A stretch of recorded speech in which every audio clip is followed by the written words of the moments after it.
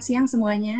Terima kasih untuk kesempatan yang diberikan. Terima kasih untuk Mbak Apoteker Tias yang sudah menyampaikan mengenai saya, dan juga satu kesempatan yang sangat luar biasa dan satu kehormatan untuk saya boleh sharing di sini, khususnya bisa bareng dengan Prof. Zulis yang sudah sangat super, sangat hits gitu. Saya sangat senang sekali dan juga bisa kembali ke IYPG yang beberapa tahun lalu dulu saya dirikan dan melihat perkembangan yang ada sekarang. Benar-benar satu kesempatan yang sangat luar biasa, sangat istimewa, dan sangat menyenangkan sekali. Tapi sebelum saya mulai nih, saya ingin melakukan sesuatu yang agak beda. Kalau boleh izin nih untuk hostnya, kalau boleh semua di-unmute sebentar, kita sama-sama bilang semangat pagi. Boleh ya di-unmute sebentar? Oke. Oke, 1, 2, 3. Semangat.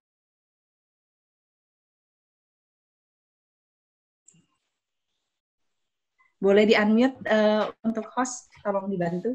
Ya, baik. Sebentar. Oke. Kita sampaikan semangat pagi, apoteker muda. Ya. Oke, 1, 2, 3. Semangat pagi, apoteker muda. Selamat pagi, apoteker muda. Kurang semangat nih kayaknya. Boleh sekali lagi? Semangat pagi, apoteker muda. Semangat pagi, apoteker muda. Oke, terima kasih semuanya. Semangat pagi.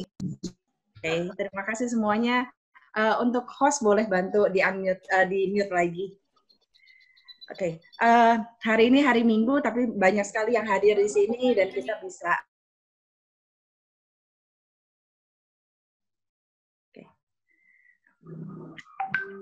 Oke. Di hari Minggu ini sangat spesial ya.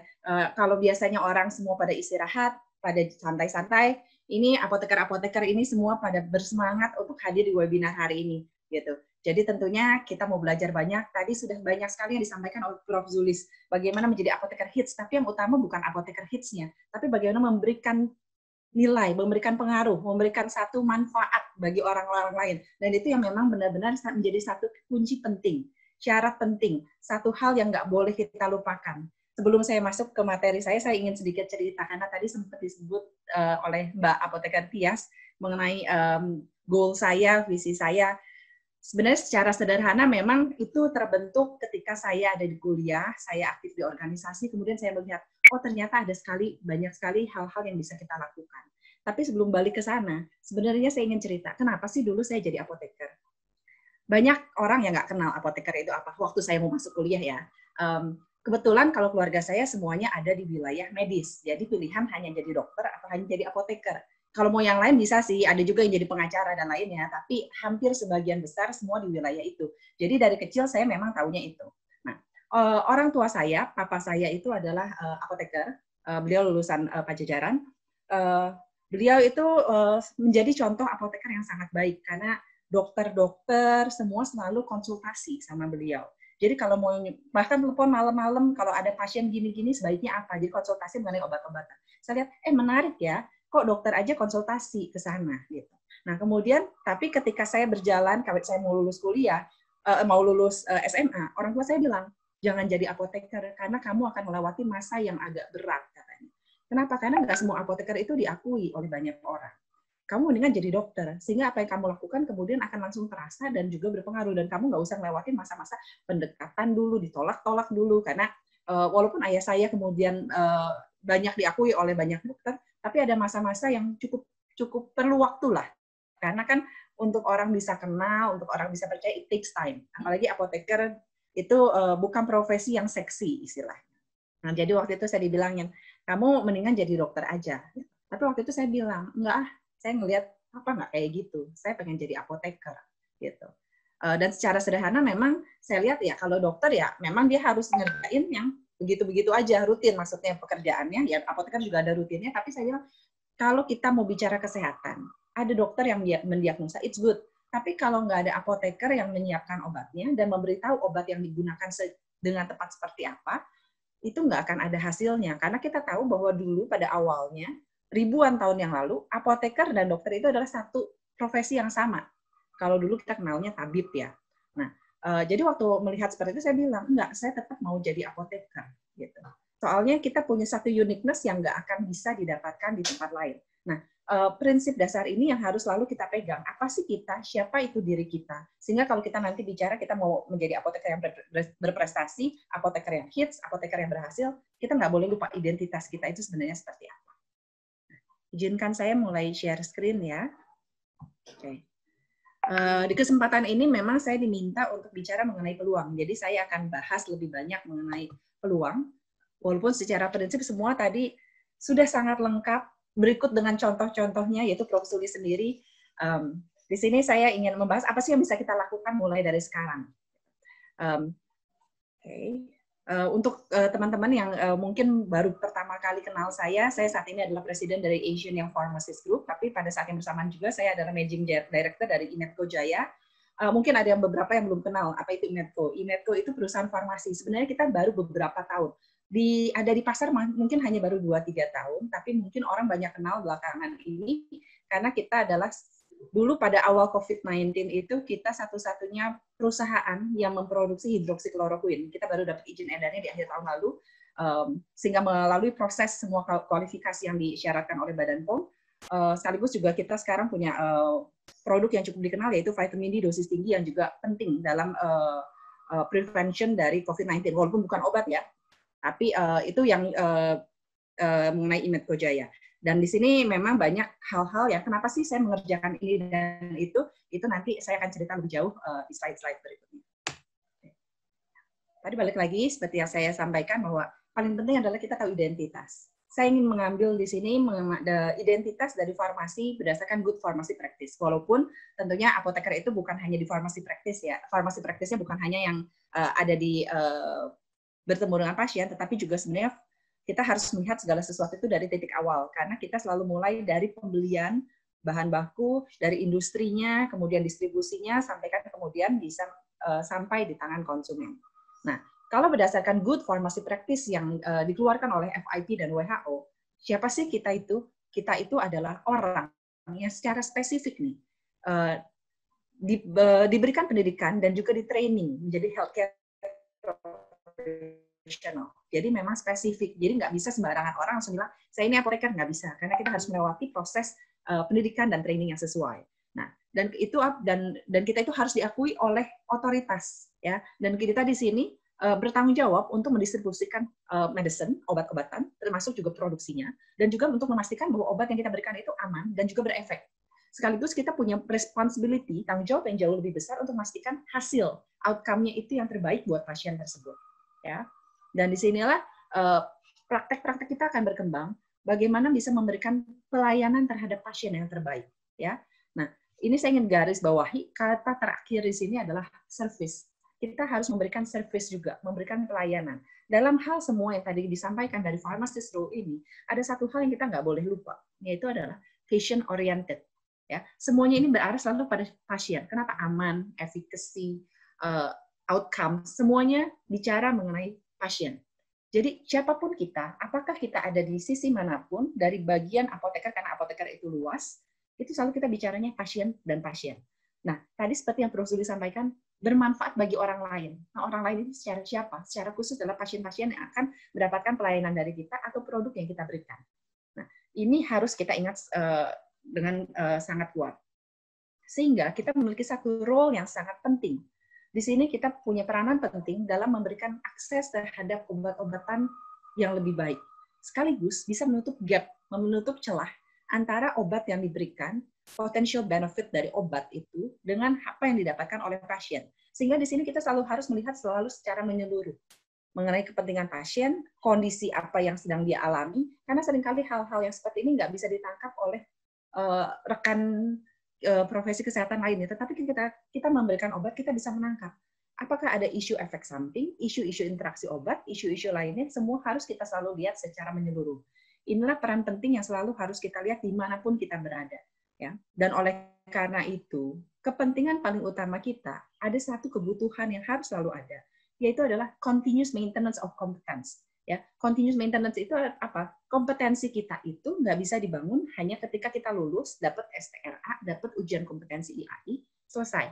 Nah, seperti kita tahu kompetensi setiap 5 tahun sekali kan kita harus perbaharui. Kenapa? Karena harus selalu ada pembelajaran yang berkelanjutan. Harus kita selalu belajar lagi dan belajar lagi. dan update skills dan kemampuan kita itu dan harus selalu diupdate. Ilmu selalu berkembang setiap harinya, apalagi kalau di zamannya COVID-19 ini ya. Yang namanya update keilmuan itu tiap hari itu selalu ada ilmu baru, selalu lagi ada ilmu baru. Dan kalau kita nggak ikuti update itu, kita akan tertinggal. Dan bukan hanya itu saja, bukan hanya bicara COVID-19, tetapi untuk yang lain-lainnya pun kita selalu harus up to date.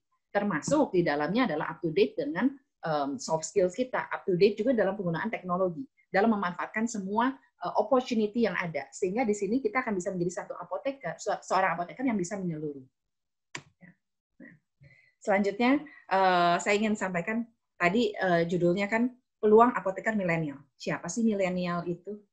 Ya, secara definisi sederhana, biasanya dihitung orang yang sudah lahirnya di tahun 80-an ke atas. Tapi hal yang paling utama dari milenial itu adalah adanya penggunaan internet, gadget, social media yang sangat tinggi. Ya, kita kebayang nggak kalau saat ini tiba-tiba nih nggak ada Facebook, nggak ada WhatsApp, nggak ada internet, mati kutu. Sekarang nggak bisa pergi kemana-mana, nggak bisa ngapa-ngapain. Ya, nah orang-orang generasi milenial ini hidupnya adanya di internet, adanya di mobile device. Ya, kemana-mana bawanya itu, kemana-mana bawanya charger. Ya soalnya takutnya ngedrop gitu kan. Ya, nah inilah generasi milenial yang ada saat ini yang tentunya semua apoteker sejawat yang di sini juga memiliki juga banyaknya adalah orang-orang generasi milenial, sehingga tentunya sangat familiar lah dengan kehidupan seperti ini, yang benar-benar adalah kehidupan sehari-hari kita. Seperti apa sih karakternya orang-orang dengan generasi ini? Ya, kita perlu mengenal karakter kita juga perlu mengenal karakter yang sama-sama generasi milenial, lingkungan kita, sehingga kita tahu peluang apa sih yang bisa kita manfaatkan. Pertama, di sini saya sampaikan, yang cukup menarik dari generasi ini adalah maunya adalah keseimbangan antara pekerjaan dan kehidupan. Gitu. Sehingga di sini ada kemampuan versatility, itu kemampuan adaptasi yang tinggi, dan juga fleksibilitas yang tinggi. Ya.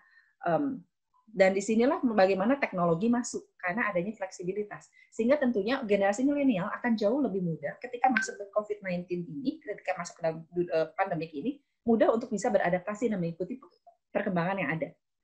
Bagaimana dengan yang lainnya? Yang lainnya juga sama, akan ikut. Generasi lainnya juga ikut mengalami adaptasi ini, tetapi untuk generasi milenial, ini memang sudah menjadi satu kehidupan sehari-hari. Dan kemudian, berikutnya adalah adanya ekspektasi yang besar dari pekerjaan. Dan ini yang jadi isu juga, karena gampang sekali bosen, gampang sekali mudah ganti-ganti pekerjaan. Nah, ini juga yang harus kita lihat sebagai satu kelebihan dan juga satu kekurangan. Kelebihannya apa? Karena kita adalah orang-orang yang selalu mau sesuatu yang lebih, mau berkembang. Sehingga sesuatu hal yang baru itu menjadi sesuatu yang ingin dikejar selalu. Gitu. Ya. Nah, tetapi tentunya mudah berubah, ganti-ganti pekerjaan seperti itu sesuatu yang harus kita perhatikan. Kenapa? Karena tadi seperti yang Prof. Zulis juga sampaikan, kita tuh harus ada konsistensi. Prof. Zulis pun bertahun-tahun tuh mengerjakan blog semuanya, ya. Itu ada waktu yang diperlukan. Nah, ini juga kita harus belajar untuk bisa menjadi sabar dan juga bisa melihat apa yang sebenarnya kita mau. Dan kemudian karakter lainnya dari millennials itu sangat praktikal, pengennya sesuatu yang mudah, cepat, gampang. Nah, ini juga kita harus lihat. Dan juga yang cukup menarik adalah mereka mengejar passion lebih dari payment. Ya. Dan saya harap ini juga yang terjadi, walaupun tentunya masih banyak orang-orang yang mengejar adalah payment yang tinggi. Tetapi paling utama adalah passion. Apa yang bisa kita lakukan, apa yang kita bisa lakukan. Seperti tadi saya cerita kenapa saya mau jadi apoteker. Saya bisa bilang bahwa passion saya ada di sana. Saya ingin bisa membantu menyediakan obat-obatan yang tepat untuk para pasien, sehingga bisa melengkapi para dokter. Saya tidak mau bersaing dengan dokter-dokter. Saya tidak mau bersaing dengan profesi kesehatan apapun. Tapi saya tahu posisi saya, dan saya ingin memberikan nilai di sana. Inilah passion saya. Inilah yang ingin saya kembangkan. Ini yang ingin saya lakukan. Dan saya harap bukan hanya diri saya, tetapi orang-orang di sekitar saya. Oleh karena itu, saya aktif di organisasi, di IYPG, AYPG, itu untuk bisa mencurahkan passion yang ada. Dan bicara mengenai IYPG dan AYPG, itu sama sekali no payment at all. Gitu. Nggak ada pembayaran sama sekali.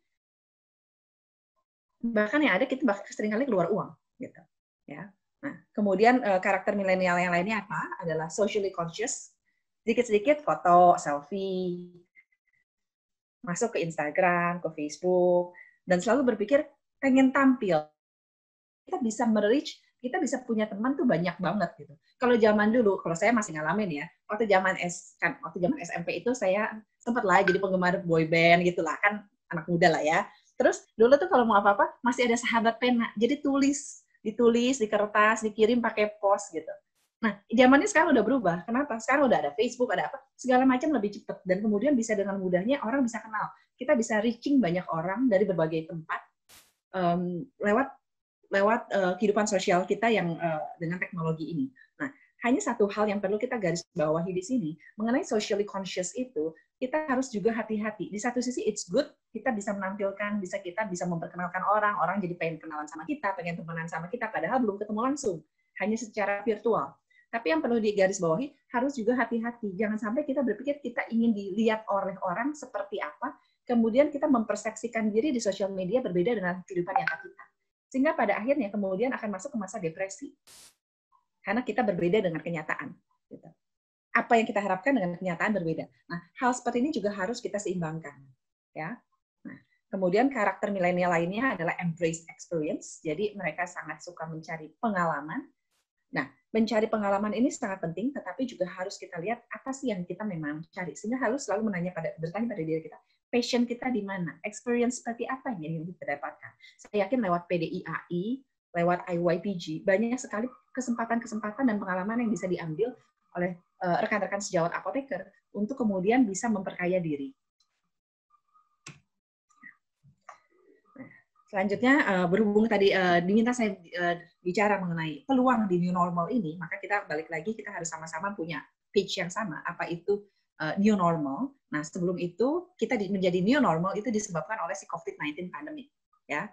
Kita tahu bahwa pandemik ini COVID-19 ini disebabkan oleh penyakit yang menyerang saluran pernafasan, walaupun sekarang sudah meluas, bukan hanya saluran pernafasan, tetapi ke bagian-bagian lainnya yang disebabkan oleh virus SARS-CoV-2. Jadi jangan salah ya, saya selalu menekankan, karena ini adalah prinsip dasar, apoteker itu nggak boleh salah definisi.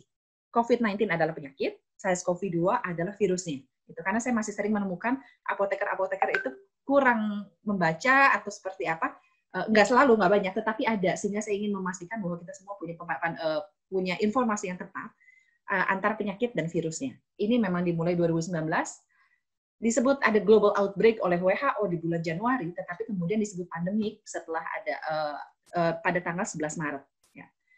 Sejak 11 Maret sampai sekarang ini udah beberapa bulan berlalu. Tapi kalau kita lihat, jumlah kasusnya sudah hampir di seluruh negara. Ini bisa lihat ya diagram yang sebelah kiri ini.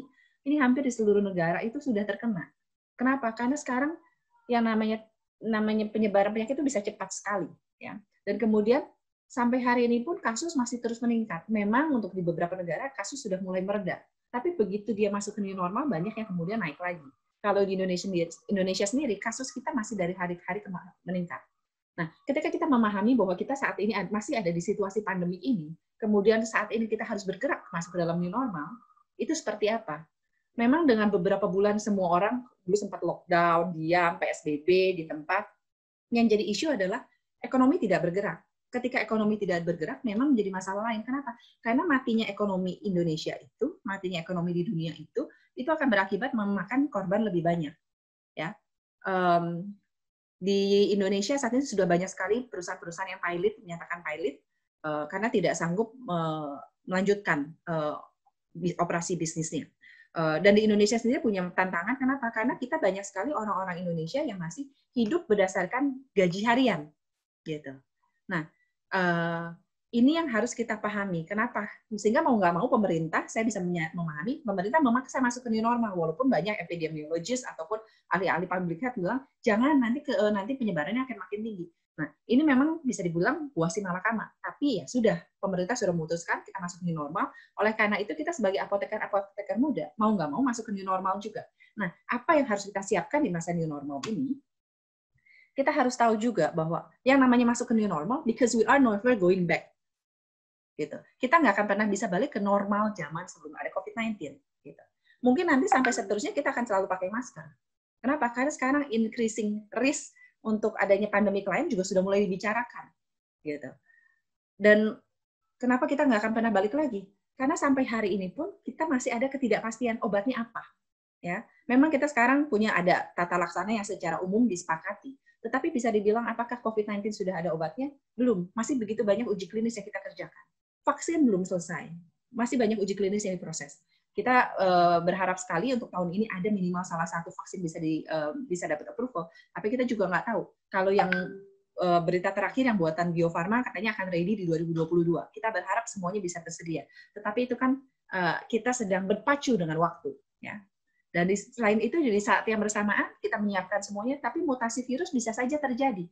Sehingga oleh karena itu, normal yang akan kita lewati ini akan berbeda. Kita tahu bahwa setiap 100 tahun sekali selalu ada pandemi, dan selalu tahunnya mirip tuh.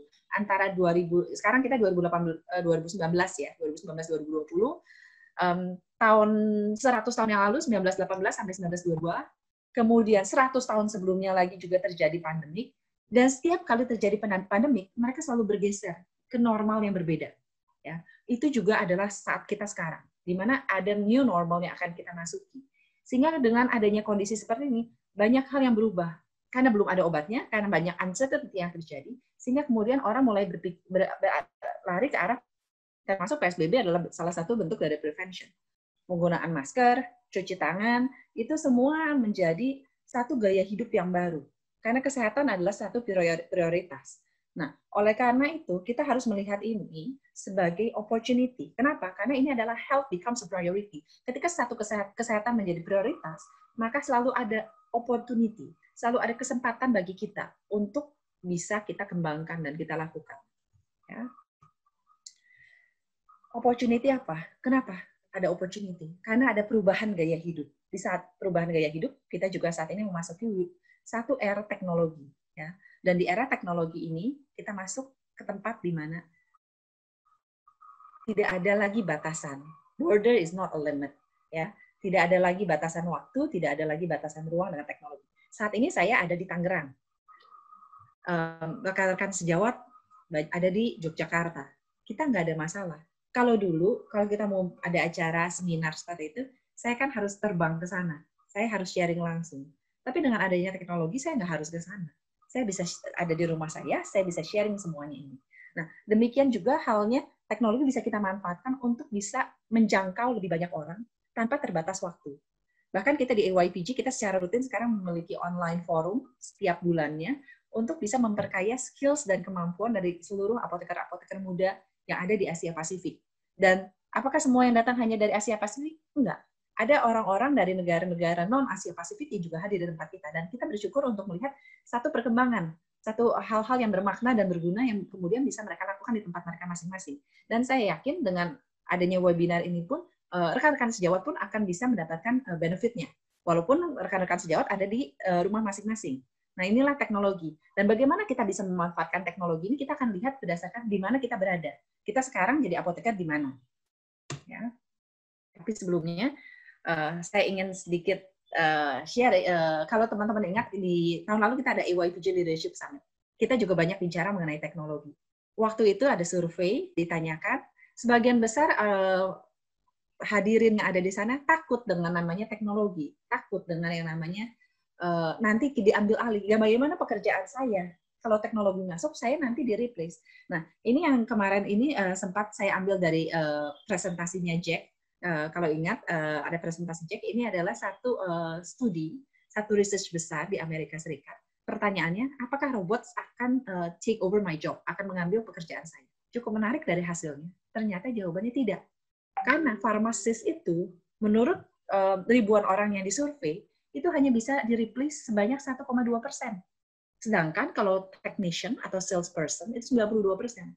Nah, pertanyaan saya, kalau kita, apoteker yang mana? Apoteker yang cuma jual, kalau misalnya dia tanya, saya mau beli dexamethasone, ini resepnya, terus sama saudara langsung dibilang, oh oke, sebentar disiapin, ini harganya, tolong dibayar, kemudian diserahkan.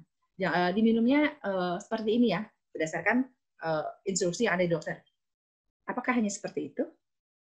Ataukah kita adalah seorang pharmacist yang kemudian bisa diskusi dan bertanya, oh, oke, kenapa menggunakan dexamethasone? Ada apa gitu.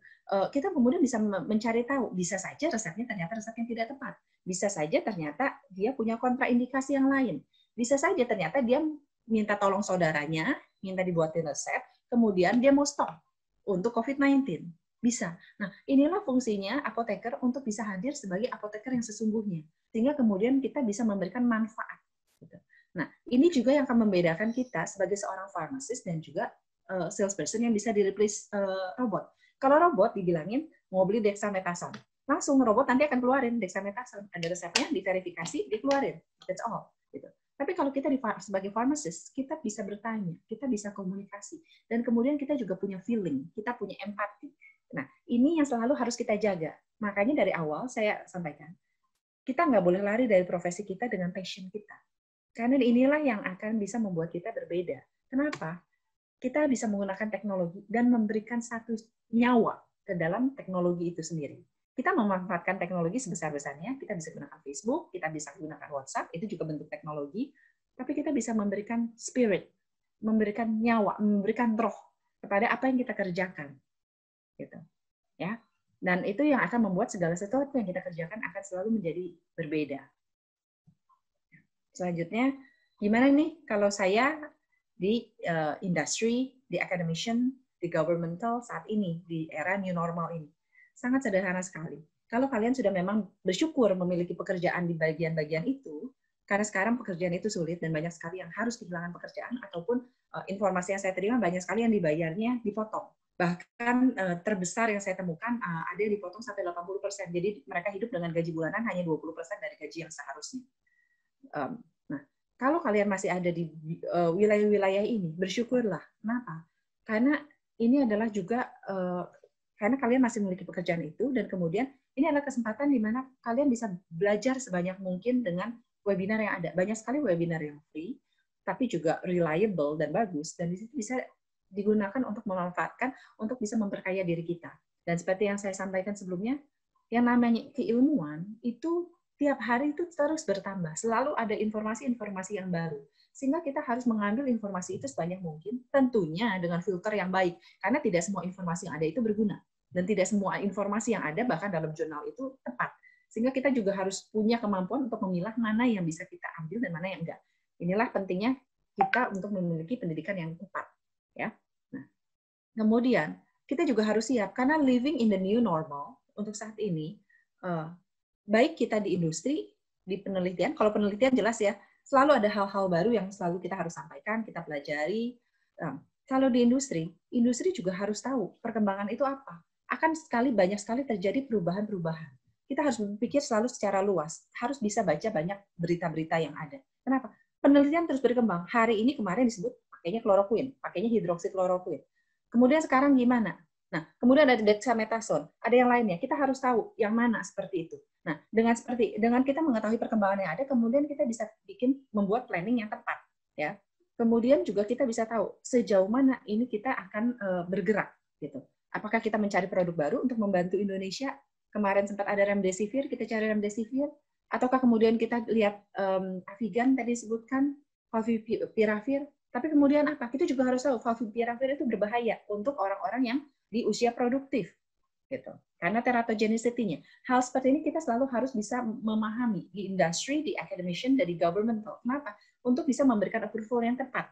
Nah, kemudian kalau diproduksi gimana? Kita being challenged every day, setiap hari. Kalau waktu kemarin ini saya cerita waktu Inepo di awal, karena kita satu-satunya punya izin edar hidroksikloroquine, dan kita memang produksi secara continuous. Ketika di bulan Maret dan April kita benar-benar kewalahan. Kenapa? Kita benar-benar kewalahan. Kita benar-benar kewalahan karena demand-nya tinggi, karena tadi disebut ada panic buying, tapi di satu sisi lagi, di lockdown, di blok. India nggak mau jual sama sekali. Yang ada satu source hanya dari China. Sedangkan dari Eropa, dari mana-mana, semua juga nggak bisa produksi, karena key material ingredient-nya adanya dari China. Terus apa yang terjadi? Harganya naik sampai 10 kali lipat. Hari ini saya bilang saya mau bayar, besok terus pas lagi mau bayar, di bank dibilangnya, ini barangnya mau dikirim ke negara lain karena ada yang mau bayar lebih tinggi.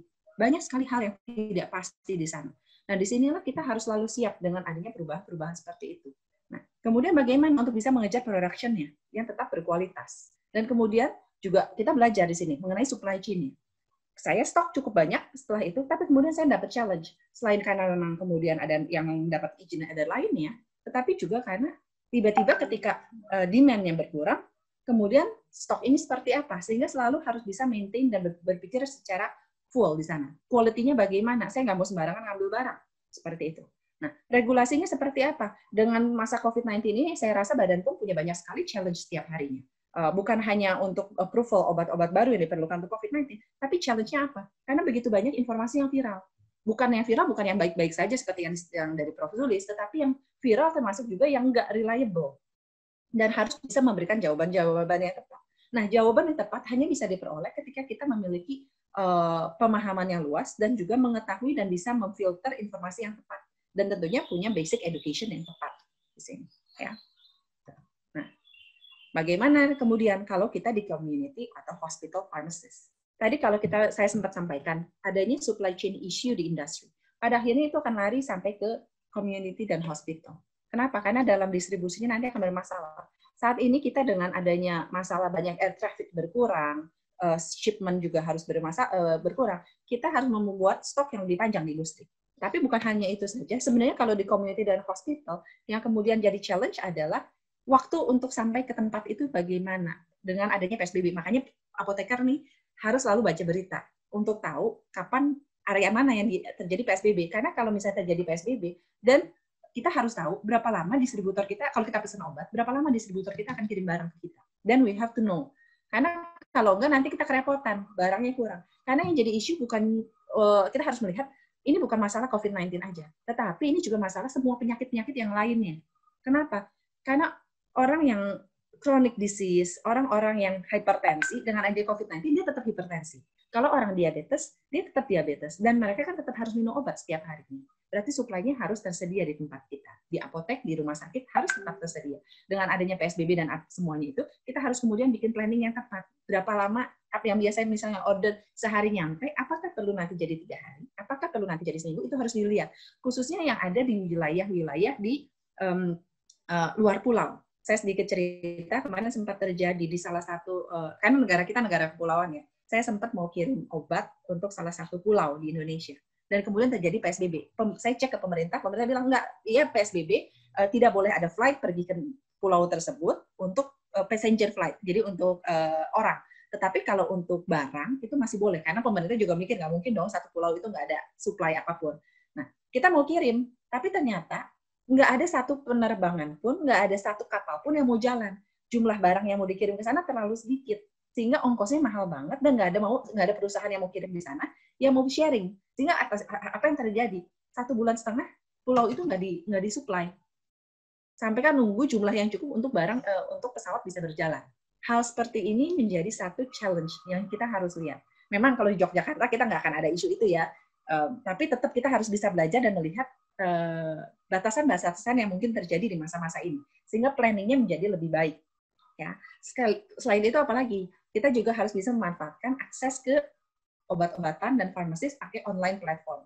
Saya sempat lihat banyak sekali rumah sakit yang sekarang bikin online platform. Jadi semua pakai apps termasuk pharmaceutical services-nya. Nah, ketika rumah sakit mengembangkan online platform ini, mohon jangan dilupakan profesi apotekernya untuk kita bisa menjelaskan mengenai bagaimana penggunaan obat yang tepat ini. Gitu.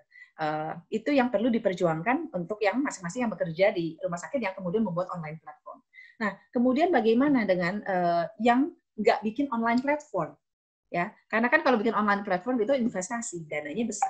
Nah, kalau kita yang misalnya di independent farmasi, apoteker yang apotek biasa, bukan chain, bukan apa juga, dan kemudian kalau yang seperti itu, memang kita bisa juga melihat apakah kita mau bekerja sama dengan health tech apps yang kayak misalnya, oh kita mau ikut dengan saya sebut platform-platformnya ya, biar lebih gampang, Halodoc, Go Apotek, ataupun yang lain-lainnya, bisa dipertimbangkan hal seperti itu. Tetapi kalau nggak seperti itu, bagaimana?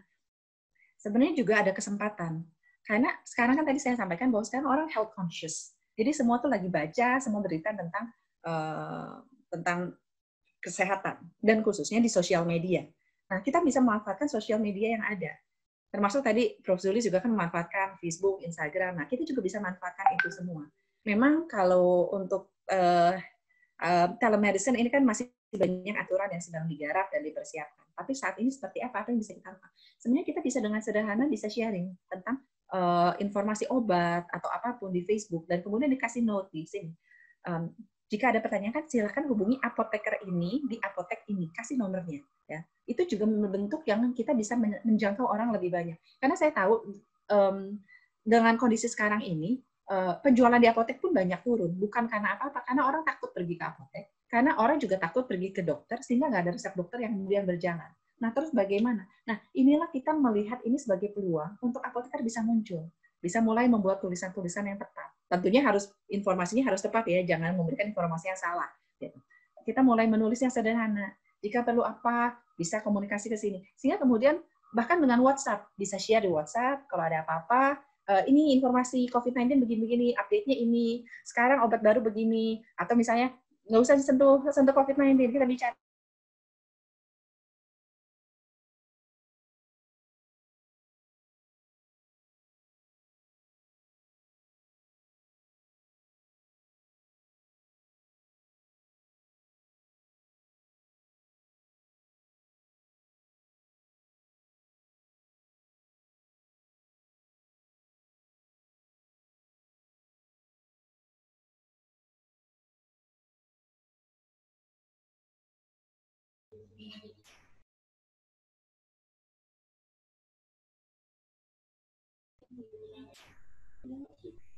Baik, mohon maaf sebentar, mungkin dari Sorry, tiba-tiba internetnya bermasalah. Saya lanjutkan kembali ya.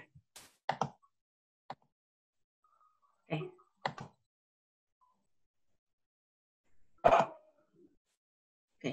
Nah, itu kita maksudnya kita nggak perlu bikin apps lah. Kalau misalnya waktunya juga, kan maksudnya kita juga harus survive langsung ya. Ada hal-hal yang kita pengen dapat income langsung dan semuanya bisa berjalan. Nah, gunakanlah yang ada, yang memang tersedia. Termasuk bisa pakai YouTube, pakai Twitter, pakai apapun yang ada. Tentunya tanpa kemudian kita melakukan hal-hal yang tidak sesuai dengan etis. Jadi kita harus tahu batasannya seperti apa. Ya. Next. Sekarang kalau kita bukan ada di situ semua.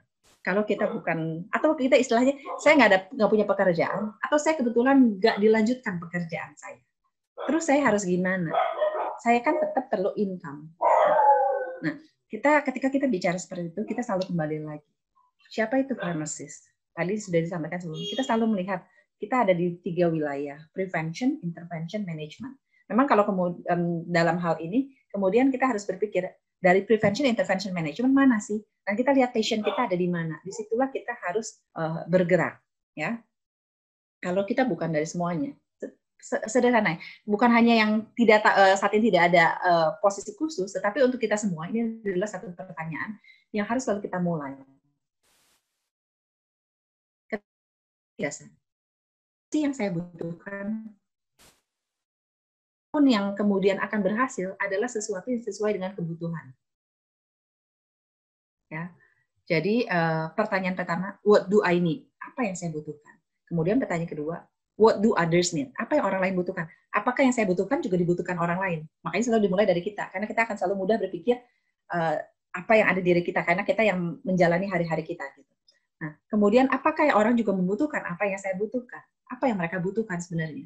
Nah, ketika kita sudah mendapat jawaban itu, pertanyaannya, apa yang bisa saya lakukan untuk itu? Itu menjadi satu perenungan kita untuk kita bisa menjawab apa yang bisa kita lakukan sebagai seorang apoteker. Dan ketika Anda mendapatkan jawabannya, kaitkan itu dengan digital technology. Kenapa? Karena jangkauannya akan jauh lebih luas. Tadi seperti saya sampaikan, teknologi tidak mengenal limit, tidak mengenal batasan. Nah, inilah yang harus kita manfaatkan. Dengan demikian, kita akan memberikan efek yang jauh lebih besar. Nah, secara sederhana, kita sebagai contoh bisa menjadi pharmapreneur. Karena kan kita mencari pekerjaan nggak juga mudah dalam situasi seperti ini. It's good kalau kita kemudian bisa mendapat kesempatan. Banyak sekali tempat-tempat yang masih mencari peluang orang-orang, apoteker-apoteker muda. Termasuk di perusahaan saya juga, kita cukup lumayan banyak mencari apoteker-apoteker.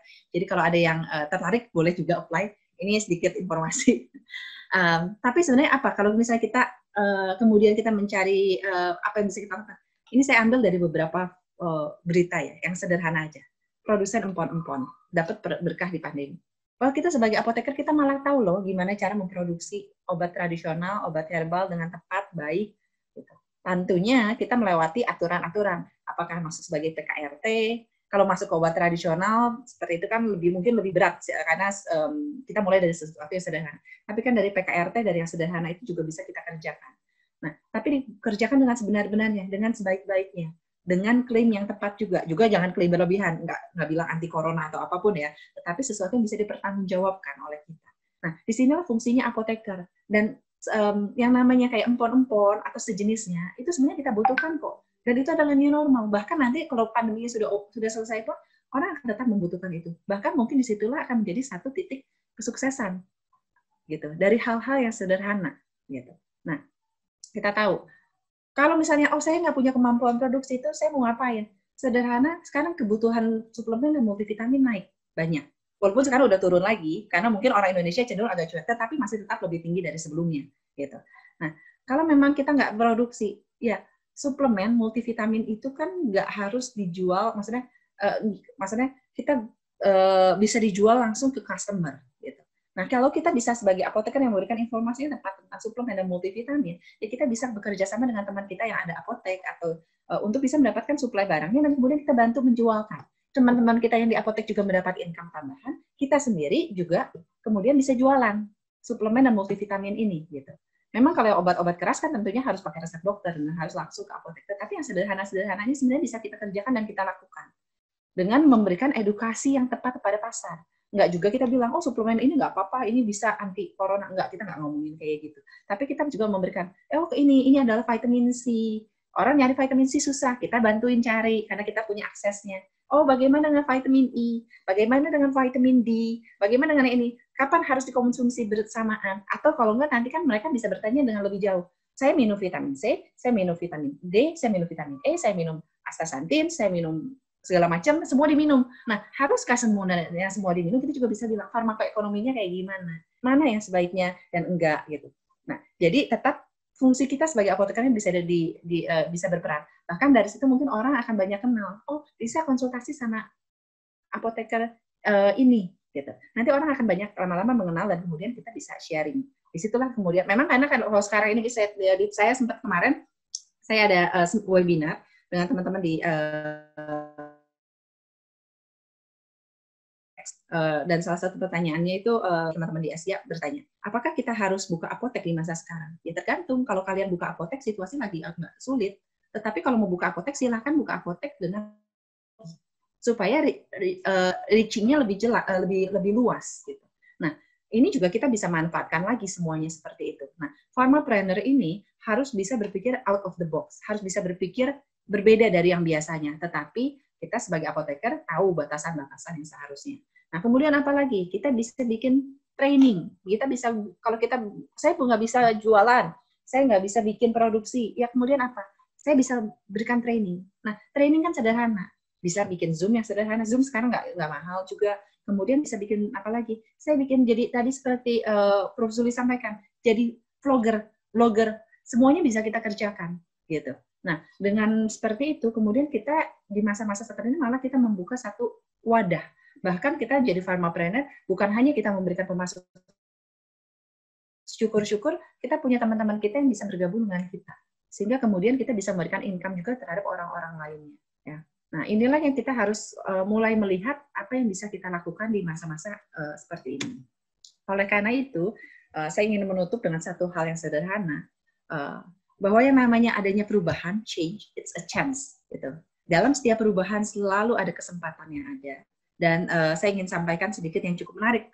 Beberapa waktu lalu itu saya membuat satu webinar, kebetulan saya menjadi moderator dengan Menristek kita. Dia bilang, bahkan dalam masa seperti ini adalah harusnya menjadi Maritan Farmasi Nasional. Nah, saya harap bukan Menristek kita aja yang ngomong itu, tetapi kita semua sebagai apoteker di sini melihat ini, new normal, ini sebagai masa kebangkitan apoteker nasional. Inilah saatnya untuk kita malah mulai dikenal. Karena kan nggak semua orang pergi ke dokter, tapi banyak orang ingin bertanya, penggunaan suplemen, penggunaan obat yang tepat itu seperti apa?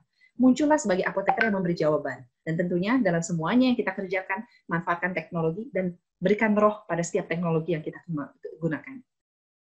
Terima kasih, semoga apa yang saya sampaikan ini, sharing saya ini bisa berguna. Saya kembalikan ke Mbak Tias, silakan Mbak.